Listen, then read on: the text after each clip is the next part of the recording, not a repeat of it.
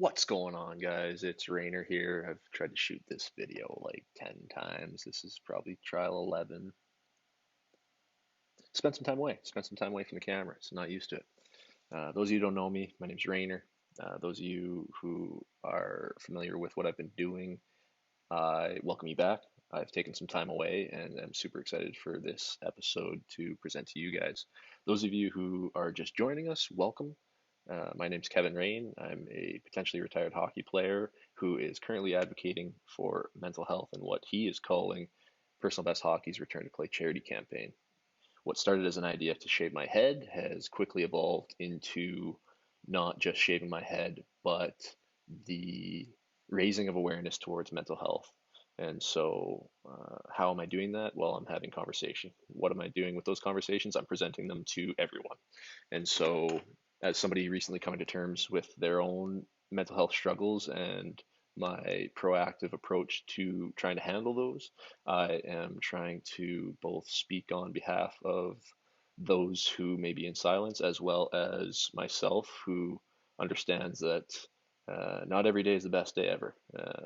We all face struggles. We all deal with things, and you're not alone. And so, in allowing these conversations to happen and be presented to anybody to see, I hope that I'm providing an avenue in breaking stigma, and I hope that anybody watching this who deals with mental health issues or knows somebody that deals with mental health issues, that this conversation encourages and inspires you to have further conversation and be proactive in your own healing and your own journey and helping support others around you who might be enduring the same thing.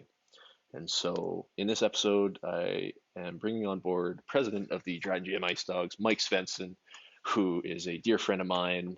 And I so appreciate any chance I get to speak with Mike. He's so insightful, so smart, and has a surprising story of adversity that he has only recently shared with myself. And so I'm super excited to bring him on board so that he can share that story with you guys. And we get to discuss mental health and we get to tell a few stories. And after taking some time away, the last episode I did of this was over a month ago.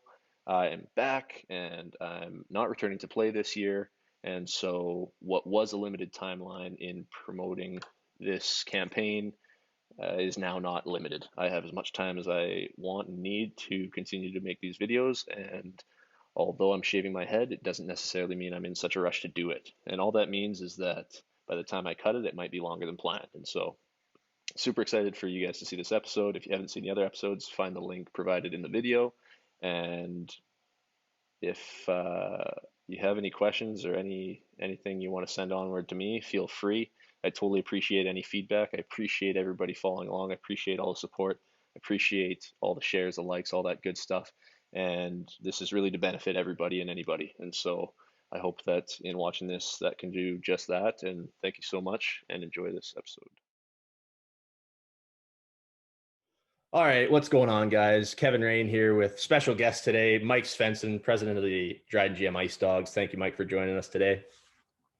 Of course, this is episode 3, 4, depending on the release of the episode of the Personal Best Hockey's Return to Play charity campaign, which anybody following along with myself or anybody following along with the EIHL or anything to do with this campaign is kind of ironic because the EIHL season is suspended, canceled, however you want to kind of chalk it up.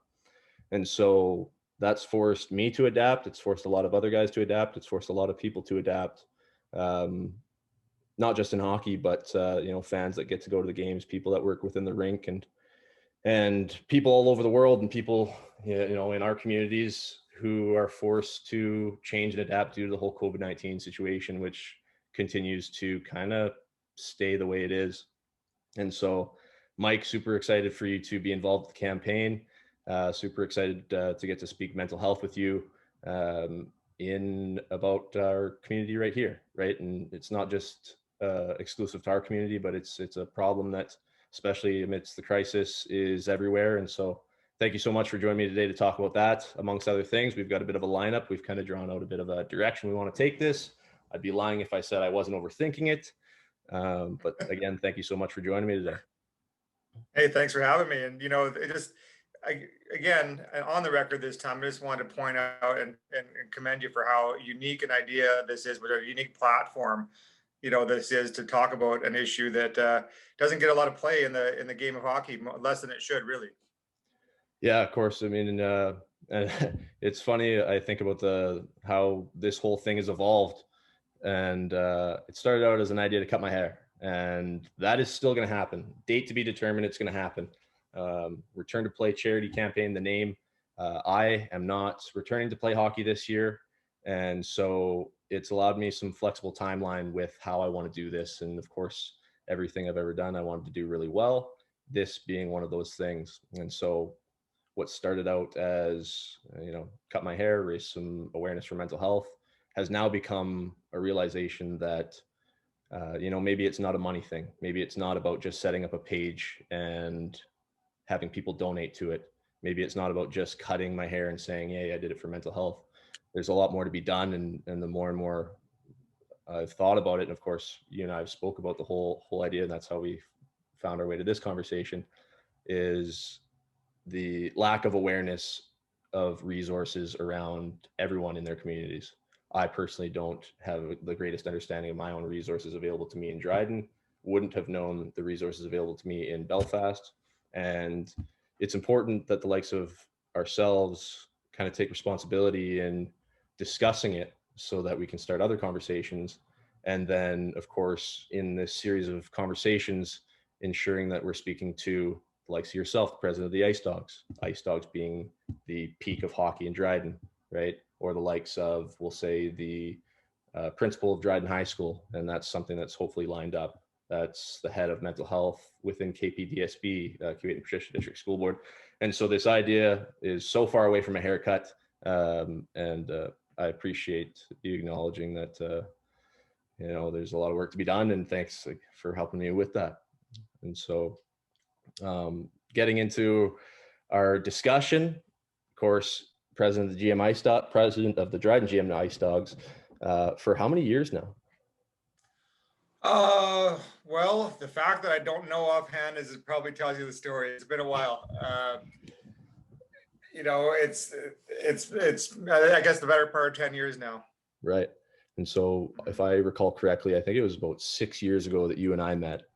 And as time has gone on, anytime I get to return home, we get to see bits and pieces of each other, and our relationship has continued to evolve as well. Yeah, well, you had just won the Calder Cup, I think, was the first time that we started talking in depth, right? Right. So what that would have been, what year? Oh, let's put it back to 2015. 15. Yeah. And that was so that we had an event at the Legion. We were at our incoming team, and you were kind enough to help the team out in a fundraising initiative with the Calder Cup here in Dryden. We had an event where we had brought the team and had a rookie dance off that night. It was a good event, event for the community, and raised a good chunk of change for the team, which we're very grateful for. Right. That was we had Trevor Goche, who still is working with the team. He does a lot of the video and the tech side of things. He actually documented that pretty well. We'll have to put the link in with that to kind of give the audience that experience as of 5 years ago. But present time with the Dryden Ice Dogs, now that I'm back, I'm here looking to take on a role, and we've kind of tried to outline what that role is going to look like. But amidst this whole crisis and everything that's going on, where are the Ice Dogs right now, and how they're looking to go forward, given different outcomes as to what might happen? Well, we are going forward right now. I mean, we've opened up, obviously it's a different season. So what the phase of our season that we're in right now is what we have called our development camp. For the junior A hockey players right now in Canada or in the United States, although we can't have access to those players. So speaking specifically for Canadian players, there's a real temperature for playing the game in a junior A environment, whether this game is being played or not. So we had our camp, I guess we might have been here a month now. and rolling full practice and conditioning our guys and running junior A caliber drills and getting these guys ready for the next level. For the time when, we're not talking about if, we're talking about when we get the green light to go. And we're dealing with a couple of smaller pieces of legislation now that are keeping us from playing. The most pressing one at this point is the 50-person cohort. So leagues can only consist of 50 people right now. And the SIJHL is a 7-team league with 125, with 25 players per team. Obviously, it's far more than that. So we're working on working with the health authorities to find a way around that particular piece to help us play. Right. And so, of course, the last time I got to see you was a couple of weeks ago at a practice. It was one of the first practices that happened at the dog pound when the rink came in. The guys were in Sulikout practicing prior to that, just because waiting for the ice was there. Yeah. Well, you know, another complication. We had our game plan, and we had a start date. Unfortunately, the arena in Dryden wasn't ready at the time, but we weren't going to delay any further. We wanted to get going, and so we spent a week in Sulikout, which was good. You know, the guys got to ride the bus to Sioux and back and do a little bit of that experience. So, what did you think of the team when you saw them? A little bit of a road game experience during camp. That's pretty cool. I was impressed. I was excited because, of course, you know, even as far back as when we would have first met, I expressed my interest in coaching, getting involved, and what a unique opportunity this whole situation that sees I get to stay home when maybe I would have had however many years to continue to play. Not ruling out that I might not return to play. Right, we got to keep the people guessing, and to be honest, I'm guessing still as to what the future holds. But as of right now, taking the year off, getting to stick around home. And of course, when we were watching that practice, the team is or isn't picked as of yet. It definitely wasn't. Yeah, we're down to a 25-man roster at this point. Right. And on the note of your return to play, Raine, your buddy Pounce and I were having to talk about you yesterday, and we are firmly on the side of returning to play. Really? Just so you know, the bets have been cast, and we've chose returning to play. Oh wow! Well, I'm eager. I skated for the first time since March the other night in Vermilion Bay, and you know, given the summer I had, I was working construction, and given the fact that on September 15th the season was canceled, you know, I haven't been training. I have not been skating, but then I went out there, and why do I feel this good? Why do I feel so good? I've been not training. I've been not working. And so it just made me miss it so much and made me wish that I was playing. But getting back to the original question, yes, I was super excited to get to see the team. I was super impressed with what I did see on the ice during that skate. And of course, I remember I asked you one question. I said, what are you looking for out here? Right? Because of course, we get to share what we see and, you know, kind of put our heads together, which is the whole point of having multiple, you know, sets of eyes in the stands. But I saw a lot of very coachable, very simple fixes that I'd like to be able to present if they're not already being presented, right? Things that I've learned through my experience playing on both a team level and an individual level, right? And so, again, we haven't quite outlined what role I might be able to play, and given my availability and the fact that I have so much in the air, we'll kind of get to see how it plays out and how present I'll be able to be. But I know that I can't wait to see as much action as I can and help as much as I can. As it turns out, I think that you know what, I don't know if you talked to Kyle lately, Kyle Pouncey, who we referenced earlier. For your listeners, just to clarify, he's another former Ice Dog, a friend of both of ours, who's in Dryden right now, doing a role right now, which I can see you kind of transitioning into once Kyle leaves. He's going on Saturday. I don't know if he's mentioned that to you yet. Right. But he's going back to skate with his ECHL team. Right. So yeah, I mean, we were hoping to have you around in a coaching staff capacity, but being close enough in age to these guys, there might be a little bit more connectivity there than we can accomplish as 40, 50-year-old guys. Right. That relatability. And going back to Kyle, yes. This is an issue that, you know, we didn't kind of have it in our game plan as to how we were going to go forward with this, but I love that we brought it up. what a tough time for young players trying to break into the pro ranks right now. Kyle Pouncey, Dryden Ice Dog, played how many years here? Billeted with you. Yes, 2 years billeted with me for both of them. Phenomenal player, phenomenal person. And here he is at the end of his college season last year, graduated, got an opportunity in the coast, and played 4 games, felt comfortable, said it went well, and now is going back to the same club. But, similar to the problems all hockey players are facing, is that because there are some teams not playing, it makes the job market so volatile. Right? It makes Kyle going to the East Coast Hockey League on a tryout.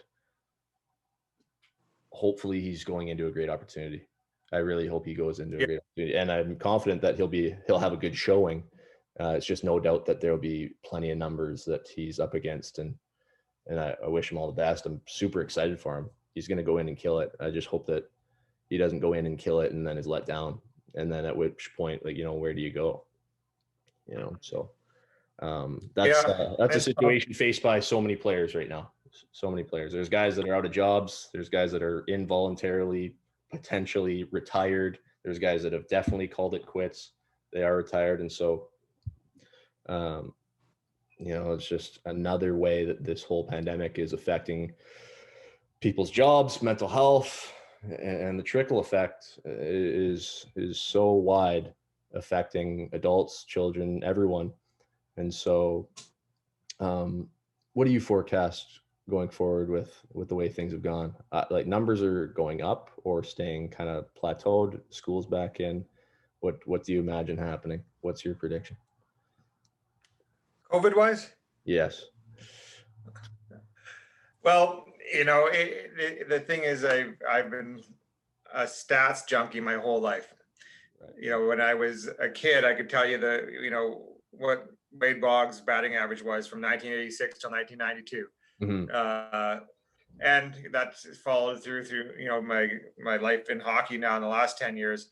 So when all the sports shut down as COVID started up, well, I was not left with nothing but COVID stats to digest. Right. So, right. And the other thing is, because I've got an interest in hockey, and I'm also a gym owner, and also a car wash owner, and the different things I do for a living, I was keeping my finger on the pulse of the different closures and relative stats in different parts of the world to see how things were going and see how different places of the world were handling it, because Northwestern Ontario was hit relatively late compared to the rest of the world. So we had the benefit elsewhere. And one thing that has occurred in Northwestern Ontario is that we've had extremely low numbers of infected people and ill people, right? Mm-hmm. And I hope that can serve as a benefit for us that we wouldn't have if we lived in an area of more denser population with increasing statistics. So, that curve we talk about. Right. My hope is that in Ontario, we're dealing with that 800 to 1,000 cases per day thing. And I think that that's kind of at its peak and will a plateau, so to speak. Right. And the next couple of weeks, we'll see that start coming down. And hopefully during that entire experience, Northwestern Ontario will remain down. Right. So for us in hockey here in Northwestern Ontario, it'll be about whether or not health authorities are able to look and see this isolated region of the country, of the province, and say, well, the situation on the ground there isn't what it is in the province, so let's legislate accordingly. Right. Even if not, we're going to get better as a province, right? This too shall pass, Raine. Right? It's right now it's kind of hard to see the end of the light at the end of the tunnel, though, isn't it? No doubt, and of course that's why we have to bring it up, is because I believe and stats show that this is affecting people in crazy ways, and it doesn't matter if you, like I said, are an adult or young or are working or not working. It's still affecting what you used to be able to do, what you planned on doing, and of course everything that we're taught or told or encouraged to do when we're feeling down might not be even allowed to do, in the fact that we're meant to distance, we're meant to stay away, we're meant to kind of isolate, maybe not to the degree that not that we're in full lockdown or anything, but when you're feeling down and not yourself and need to reach out, everything that is happening with the whole COVID thing is limiting that ability. That's an So, excellent point. And, and that's an excellent point, just in the whole scope of what you're talking about. Because, one of the things about when you were talking about the resources that we have available for mental health in Dryden and in Ontario and in Canada, they're so vast. But the most important one that we have is each other. Right. Communication. Right. So, my personal point of view is that there's a stigma attached to mental health. And just communicating about it is such a crucial part of getting better when it comes to these things, that it can't be understated. So like for a lot of people, the issue isn't necessarily having the conversation. It's saying, hey, Rainer, I want to talk to you. And then hearing the person say back, okay, let's talk. Well, now that's 90% of the battle. The conversation is the easy part. Right. So yeah, great point. When we're told to stay away from one another, no doubt we have a little bit of a mental health crisis going on in the world. Right. No doubt. And so, of course, in previous videos I put out with my mom and with my friend, and now with yourself, and kind of establishing supports and letting somebody know, or letting those around you know, like, hey, I got you in case you're not feeling good, and I'm always here, kind of thing. And you don't have to say it during these moments of crisis, or when you don't have to wait until you notice somebody's down to let them know that you're there for them. And so it's so important to talk about. And something else you brought up there that I wanted to touch on, because I've been thinking about it a lot, is stigma. And I had to look up the definition of this word, because I understood what it was, but I needed to know exactly what it meant. And it's the mark of disgrace towards a certain thing, right? And so, of course, relating to this and what I've done in trying to promote it and put it out, the traffic to the videos and the shares and the likes and stuff is, of course, something that I would really like to see. But the truth and reality is that it's not happening. The views are there, though. People are seeing it, but people shy away from wanting to like, share, and engage. But then, of course, what has happened since putting these videos out and stuff is I've found my way into amazing conversations of people realizing that maybe they can tell me something that they maybe not have realized they could have prior, or very simple conversations of, man, I saw like what you're doing, like that's crazy, right? And so it's crazy that my inbox had more traffic than the public pages, if you know what I mean. Absolutely. And of course, in doing all this, it's even led us into conversations where one specific conversation that I want to highlight, the most recent one, which was at Cleanmore. Right. And so I'm trying to recall exactly how that started. There's no doubt that Kevin Raine and Dryden Ice Dogs are looking to be involved within each other, right? And so to preface the story, we tried to take our partnership and evolve it in a certain direction, but I came to you and said, hey, Mike, like, I don't think this is working. But the way I could have seen that conversation going, had not handled accordingly, could have been a bridge burned, right? If I overreacted and went in guns blazing. As it went, which is amazing, and will serve us exponentially, knowing that we have that ability to raise an issue if faced with one. And then the third option being that I never bring it up. I don't speak a word, but then what does that do to me? Right? How do I hold that in? It's cancerous, it's toxic, it's bad. Right? And so, kind of, let's be honest, Rainer, you were mad at me. Yes. I was upset. I was very upset. Yeah. I hope that I expressed it in a mature enough way, and I believe I did. But yeah, I was livid, man. I was livid, and I let it eat me up a little too long. And we did discuss that in the talk, because, of course, through our 5 years that we've got to see bits and pieces.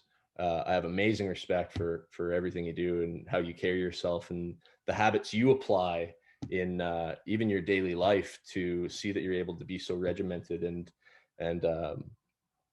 in comparing myself to you, I know that you're on a very regimented sleep schedule where I know that I'll sleep 3 hours a night, a few nights in a row before I finally get caught up, and it's really bad for me. I know that. But so I don't think there's more details within the specific story to share, because of course that's personal issues, personal business. But I can clarify a little bit. Yeah. Okay. So the point is that, and what we learned about one another during that is that maybe I underestimated your passion for this project, and you underestimated the passion I have for my routine, and which for who are listening is that I go to bed at 8 and I get up at 4. There you go. And it's and what that I was do. really conflicting with the fact that I was working 15 hours a day doing road construction, and I was dying to get on this call at 8, 9, 10, or whenever that was possible. And so thank goodness that's over, so I can not work that much. But then, yes. Well, that spooled into a great discussion about why regimen is important and why routine is important, right? And kind of was a little bit of the ground layer for this. I think we were probably more prepared to have this conversation after that one, right, than before. Yeah. So it's funny how things work out when they work their natural course. Of course. But so bringing it all back, super excited to get to learn anything I can from you in the time that we get to work together, whether it be Ice Dogs or anything else. But also on a personal note and on a personal level, which I've got to see a little bit more of, and you've been so able to share with me, and it's actually something that you wanted to share with others, and on the topic of mental health and each other's journeys. You had an amazing story to me, which I have written down right here, the old me. And I say that because prior to you telling the story of the old you said, well, you didn't know the old me, did you? I said, I had no idea. You're the president of the Ice Dogs. That's the Mike I know. But you said that you'd like to share a bit of the old me story with the audience for the sake of this project, and I appreciate that greatly. I'm going to let you take the wheel here. Well, so I guess to preface it, the new me is going to be a guy who, after in a couple months, will have been 10 years since he's had a drink. Wow. And that tells a lot about what the old guy was like. Right. But that I found out real early in my life that I wasn't going to be able to have a relationship with alcohol like everybody else. Right. But the problem with guys like me is that when they find that out, they resent that, and that's such a damaging thing to them, way more so than average guys or normal people. I think it's, for lack of a better word. Right. Most people don't have that relationship with alcohol where it's the idea of living without it is a crisis. Right. But that's what my life was, and so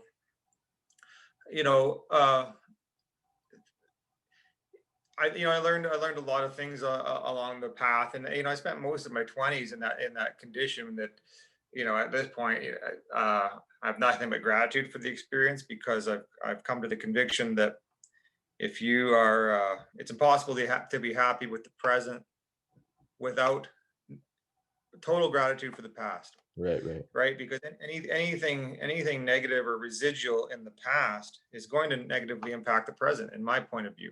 Mm-hmm. Just the way you say, just on a smaller scale, when you're talking about having something that you have to get off your chest and talk to a person about, right? Right. Can eat you up a little bit. Well, if the past is, for me, if the past is spotty, then the present can't be good.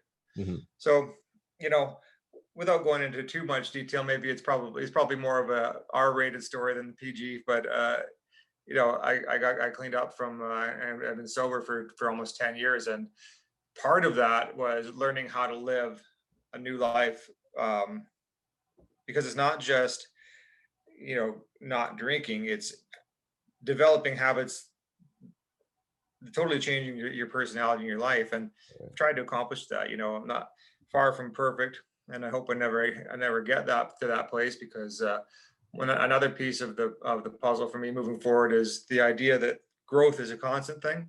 Right. I don't operate well in neutral. Mm-hmm. I always like to be moving forward. There's two things for me. There's either inches forward or fast backward. So, Right. I get better real slow in this life, but I get bad quick. Right. And so I have that option. You're right. It's when I shift that car to neutral, it's like it's on a mountain. Okay. Mm-hmm. So the best I can do is slowly go up it, but I can sure fall down it. Right.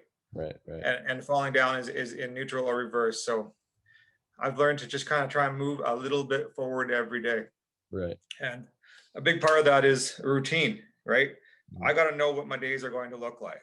And I've built a routine that works for me really well. It's, I suppose in some ways, you might feel like you're missing out on a lot of stuff, but someone a lot smarter than me told me one time that nothing good ever happens past 8 o'clock at night anyways. So. Well, what an amazing feat, first of all, because we all know how ingrained drinking is in our societies and in our social lifestyles. And until you told me that, I was trying to think back at times when I might have had a beer with you, because I know I've been at your house and had a beer. Yeah. But I don't know why in that instant I didn't realize, like, are you drinking the zeros, or are you drinking just a water in that case? It doesn't matter, right? It doesn't matter. But so the ability to, remove yourself from so many social environments, and as you said, nothing happens after 8 o'clock. I guess prior to hearing you say that, I think I've heard the exact quote, but it might be nothing good happens after midnight, or nothing good happens after 2, or nothing good.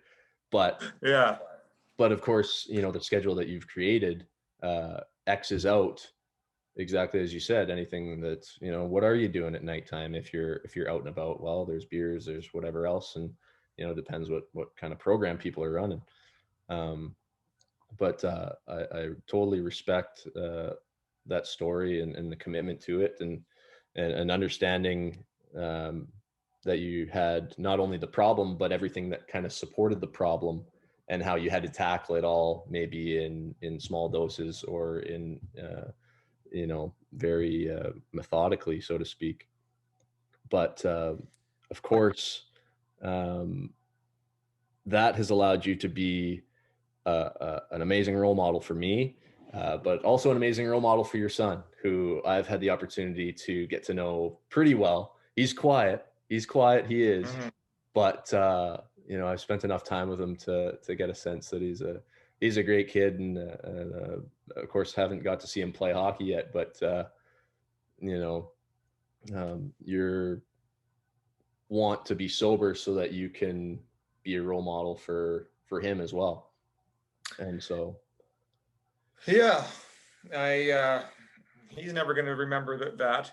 One of these days I'll tell him what life used to look like for me, but I just don't have the option of being another way, because the other way for me, I wouldn't be around in his life, and so it's an easy choice. That being said, at the time, these major life decisions, I think one of the key things that we face when we're dealing with mental health crises, which alcoholism certainly is one, but I think we get tied up in the idea of doing it for other people, and I think there's a lot of valor in that. Mm-hmm. But I think that you definitely have to find some place in that process where you realize what you're doing is for yourself. Right. You know what a real good analogy is, Raine? When you have that, when you're in the airplane and they tell you about the masks that fall down, you got to put yours on before you help anybody else, right? Yes, absolutely. Yeah. So we got to make sure that we're good ourselves before we're any good for anybody else. And, sober or not, I got days where I'm no good for anybody. We're not perfect, but I surely have no good to anybody if I'm not sober. Right. And it's one neat thing that's developed out of that, and not because of any requirement on resumes, but I've got a whole bunch of staff with the Ice Dogs that are sober guys too. So, Really? Yeah. Any Well, parents that are listening, you want to send your kids somewhere, we got you covered. right. Well, and that's I guess the finer points of networking, right? You're not networking just for business, not just for friends, but for people that are going to support you in everything you're doing. And so that makes total sense to me. Amazing point you made, which may or may not contradict a little bit about, supporting and leaning on each other. But you make a great point in saying that you have to find it within yourself to do it for yourself, in case there isn't that support there. You have to be able to support yourself when those you rely on for support are not present. Right. And so that's a good way of saying it. Yeah. So by putting that and finding that that value in yourself and knowing that you're enough and knowing that you're important and that, I guess we're getting more into kind of that self-love and stuff, while you're trying to take care of yourself, it's important that you have the support around you, but you're still able to take care of yourself while you are taking care of yourself. Anyhow, I want to touch on Dylan a little more because Dylan is, how our relationship has kind of continued to evolve, because he's the most recent part of that. In that, was it 2 years ago now? Dylan was cut from AA tryouts, if I recall correctly. Yes. Right. Yes. And so you want to talk about like being at my being a role model for my son. Well, I wish that was the case. I wish he listened to me as much as I want him to. But the reality is, Raine, that guys like you and Pouncey are in his eyes the role models, right? There's sometimes Dad's message is a little bit lost in translation, but Dylan has one of those stories in his 10, 11-year-old life, right? Where, and it's the beauty of sports, right? I just love sports for these moments, for these teachable moments. Dylan got cut from a team that he wasn't good enough to make. He was a borderline, and I didn't know if he was either just in or just out. And to tell you what, sorry, Dylan, if you hear this, but I'm kind of happy that you're on that just outside of things, because it led to a lot of good things in your life. Because what he found out is that he really, really wants to be a hockey player. Right. And the alternative would have been to have had a tryout, which was so below his potential in effort, and to be rewarded for that and reinforce the bad habits. Right. So Dylan's a kid that got cut and decided, okay, Dad, I want to be better. I want to be as good as I can. And at the time, you were talking about trading kids in Dryden, right? Right. And so right away, we hooked him up with you, and boy, did that was that a big piece of the puzzle for him moving forward, and how eager he was, looking forward to when's Kevin coming, when's he here next? Here's what I did with Kevin. Dad, come look what I can do. All the these little drills that he put you through. He had never had any interest in showing me that stuff, and I was trying to show it to him. Right. But he sure liked it when you did, and that's okay, because his 2 years since then have been filled with a lot of success in his life, and it's been a real neat thing to watch, including, of course, and I shared it with you the very next year, showing up to that same team to try out and making that team. And I shared with you the reaction that he had when he made it. And I don't know, if there's anything I'll ever see in his life. Hopefully he's a very accomplished kid and has lots of great things happen to him. But in relative terms, when you're 11 years old and your whole life is about making this team, and you do, his emotional response to that was priceless, right? Priceless. And I was in the UK when I received that video, and man, did it have me just jumping. It was amazing to see, and kind of going back to why it's so important that you and I get to talk into this, because as you say, when you're trying to teach them these things, it's not heard, right? If you're your mom or your teacher or these people around you are trying to influence you to do these things and for the better, right? Eat your vegetables, get sleep at night, do your homework. um, and I can attest to that because it's not until the Ice Dogs are at St. Joe's school when I'm a kid, anything those guys say, I'm yes, yes, yes, very attentive, listening to, right? And so it's interesting that some things are best heard from certain voices, and so that's why I think it's so important that you and I are having this discussion right now.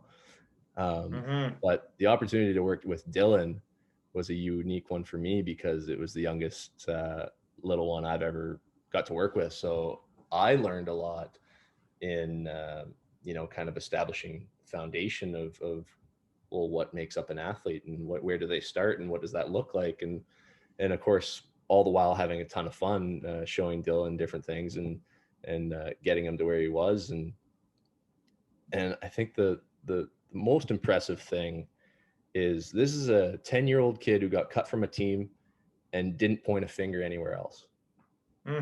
Right? He took it upon himself, realized that he wanted to work hard, was willing to listen to a voice that he wanted to listen to in trying to steer him into working hard. And then the video of him hearing that reaction that he made the team, unbelievable. And now a year later making the AA team again, but in a bit of a different situation because he's a first year Pee-wee, right? And so of course as a first year you're at that disadvantage, and so there's some kids who only play every other year when they're that second year player, and some kids that get to play every year, and now he's on that road to being able to play at that level every year. So it's just, I'm so grateful for the opportunity and having any hand in helping him with really something that he did himself, right? It's just he was given the tools. And and that's like with hockey, we have such a unique opportunity, just like everything else we do with our kids, where we can start to form the foundation of that. You mentioned that thing about how he takes the blame himself. Well, it's it would be real easy for me to try to protect my kid when he's heartbroken. So you know what, you should be there. It's the coach's fault. They don't see what they don't see the what's right. But the reality is, even if I felt that way, my point of view is not to communicate that to my kid, because life isn't fair, right? We're going to lose things in life that we should have. It's not always going to be easy. And the only thing that we ever have to fall back on is personal accountability and responsibility. Right. Absolutely. It's a slippery slope, man, when you start getting into like trying to figure out who is responsible for your lot in life. And it's real easy to do. It's a heck of a lot easier to point fingers than it is to just to own things. And it's really and it's harder to own those things when they're not necessarily clearly yours to own. So we start our kids young with that, right? When they're playing hockey, when they're playing sports, when they're growing up in school. Effort is the key, and accountability in that regard. You're right. That was a major lesson for him. So moving forward, he learned that, and it's helping him now. Right. A lesson he learned, we'll say the hard way, but in learning it the hard way, it made him better. And so there's a lot that each and every single one of us can learn through the story that we just told about Dylan, because, every single one of us are going to wind up in times where we're set back, or we feel like we were on track and then we're roadblocked, or we're stuck, or we took a loss or whatever. But then it's on each and every single one of us to take a look and say, all right, well, now what am I going to do? What can I do? What is in my control and what isn't in my control? And so we got to know what failure feels like in order to have respect for it. Right. Of course. And then that makes you really not want to feel it again.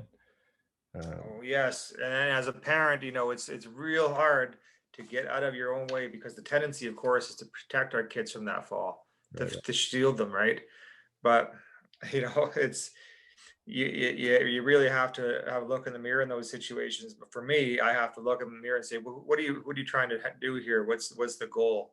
Right. And the long term is we're trying to raise good people, right?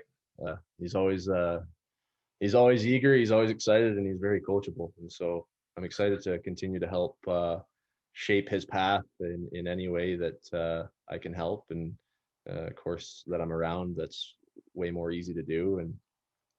And so I Well, guess, you can take him to the rink next week. yeah, that's something we Yeah. discussed. Right? The one parent rule at the what is it? Yes, One sir. parent or one what would you call that? Only one. You can Guardian. only have one. Yeah. So next week, my brother's going to take him one night. There's 4 nights there, so you can take him one. Shauna, myself, my brother. We'll split them up. I'll be able to give you a full scouting report and tell you what I think is next in the journey. Yeah. Um, Yes, please. Awesome. Again, thanks so much, Mike, for being on here. Any last words to the audience out there? Anything to sign off on? Well, again, I think I'll just want to circle back to the what I started with, and I think it's great that you're having these conversations with people, and it's great that you're having providing an avenue to break stigma, right? Players that play for the Ice Dogs over the years would probably be able to relate and know that we talk about a lot of deep stuff in our locker room and in one-on-one situations. We have a team chaplain, we have approachable staff.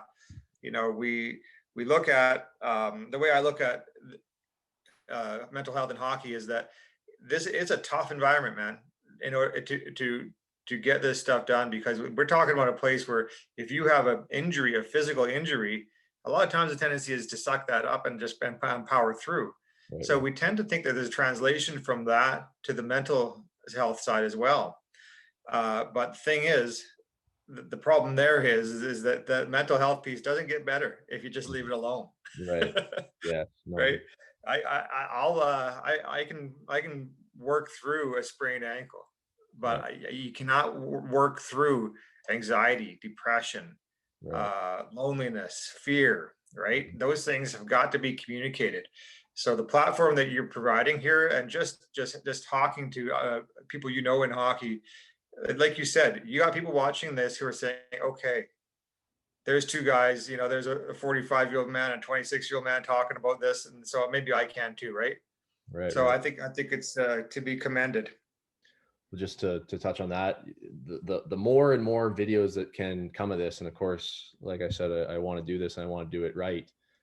There's the video of me and my mom. There's the video of me and my stallmate from last season. Now there's the video of you and I, and the rangier that can get, the more odd that can be in these conversations. Like, oh, yeah, this guy's talking to this guy about that. Kind of trying to really encourage that you should be able to talk about this stuff to anybody, whether it be in a general sense or a very intimate one-on-one sense in seeking help from somebody.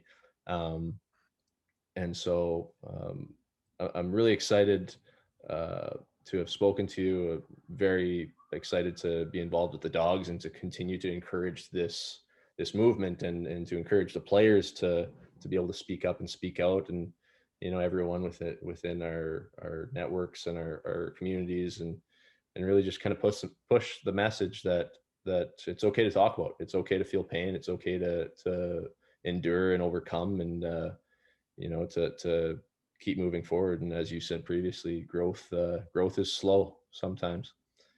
And so, yes, sir. Again, thanks so much. We'll leave it at that.